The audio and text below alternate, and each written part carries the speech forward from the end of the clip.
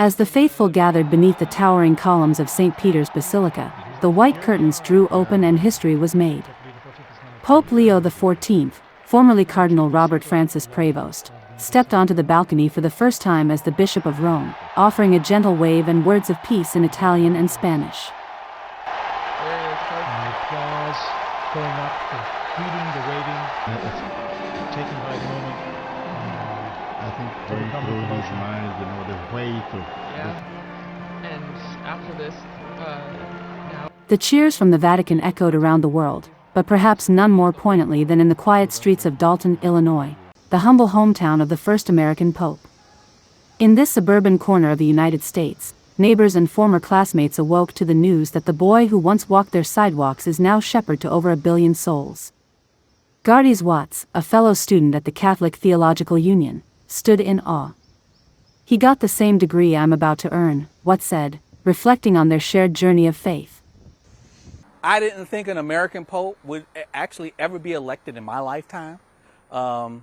Even though he probably was the best American pope as a candidate, but obviously the American name is mud to the rest of the world, so that's what actually surprised me the most.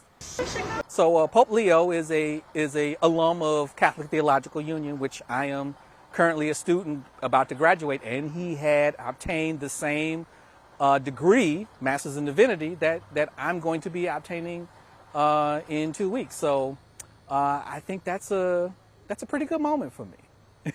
I share some similarities with the Pope. The home where Pope Leo XIV once lived stood modestly behind its familiar door marked 212. A quiet witness to the formation of a man now entrusted with the spiritual care of the Catholic Church. Jasmine Ramirez, another Dolton resident, expressed heartfelt surprise. "I'm not going to say I'm very Catholic, but it's cool to know someone like a pope lived in front of us," she shared with a smile. I'm not gonna say I'm very Catholic, but I feel like it's cool to know that, somebody like a pope, it lived in front of us. I feel like it's a small world, Even those unfamiliar with the deep corridors of Vatican tradition found themselves touched. Jorge Ramirez remarked, "That's really exciting. This does not happen every day."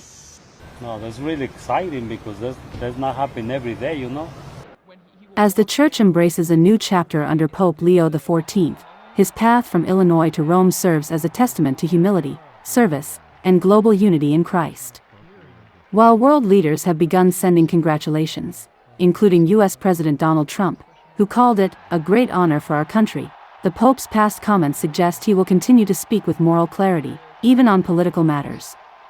In the days ahead, Catholics across the world will look to Leo XIV for guidance, courage, and compassion.